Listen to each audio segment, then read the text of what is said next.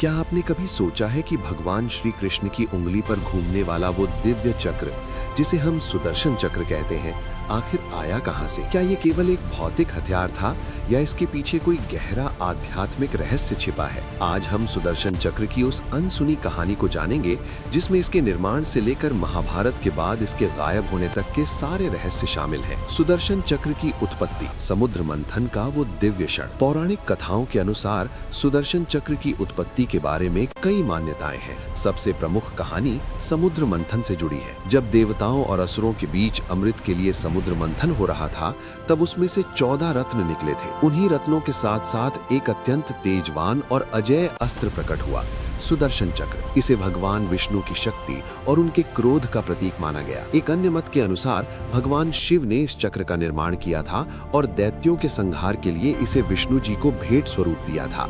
इसकी अकल्पनीय शक्तियां। सुदर्शन चक्र कोई साधारण अस्त्र नहीं था। इसकी विशेषताएं आज के आधुनिक विज्ञान को भी हैरान कर देती हैं। पंच तत्वों का मेल। इसमें ब्रह्मांड के पांचों तत्व अग्नि, जल, वायु, पृथ्वी और आकाश समाहित है। अजेय गति। इसकी गति इतनी तीव्र है कि मानव आंखें इसे देख भी नहीं सकती। ये मन की गति से चलता है। लक्ष्य भेद कर वापसी। इसकी सबसे बड़ी खूबी ये है कि एक बार छोड़े जाने पर ये अपने लक्ष्य का विनाश करके ही दम लेता है और कार्य पूरा करने के बाद स्वयं अपने स्वामी की उंगली पर वापस लौट आता है। चेतन अस्त्र। ये एक लिविंग वेपन है।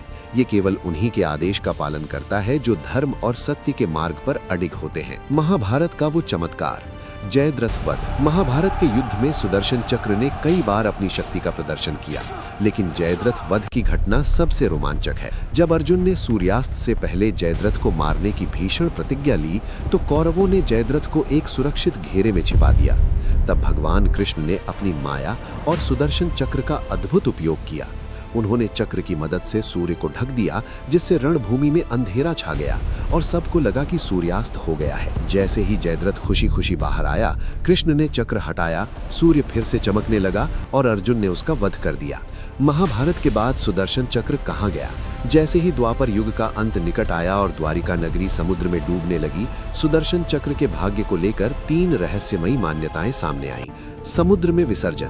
कहते हैं कि श्री कृष्ण के देह त्यागने से पहले उन्होंने सुदर्शन चक्र को समुद्र की गहराइयों में प्रवाहित कर दिया था, ताकि भविष्य में इसका दुरुपयोग ना हो सके। तक्षशिला का रहस्य। कुछ पौराणिक कथाओं का दावा है कि ये चक्र आज भी तक्षशिला की गुप्त गुफाओं में सुरक्षित रखा है, लेकिन कहा जाता है कि इसे कोई साधारण मनुष्य छू नहीं सकता।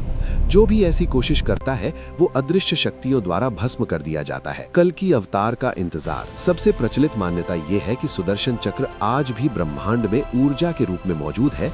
ये भगवान विष्णु के अगले अवतार कल्कि की प्रतीक्षा कर रहा है। जब कलयुग में पाप अपनी चरम सीमा पर होगा, तब ये चक्र फिर से प्रकट होगा। सुदर्शन चक्र केवल एक हथियार नहीं, बल्कि बुराई के अंत और धर्म की स्थापना का प्रतीक है। ये हमें सिखाता है कि शक्ति चाहे कितनी भी बड़ी क्यों ना हो, वो हमेशा धर्म और न्याय के अधीन होनी चाहिए। क्या आपको लगता है कि सुदर्शन चक्र आज भी इस दुनिया में कहीं छिपा हुआ है? अपनी राय हमें कमेंट में जरूर बताएं।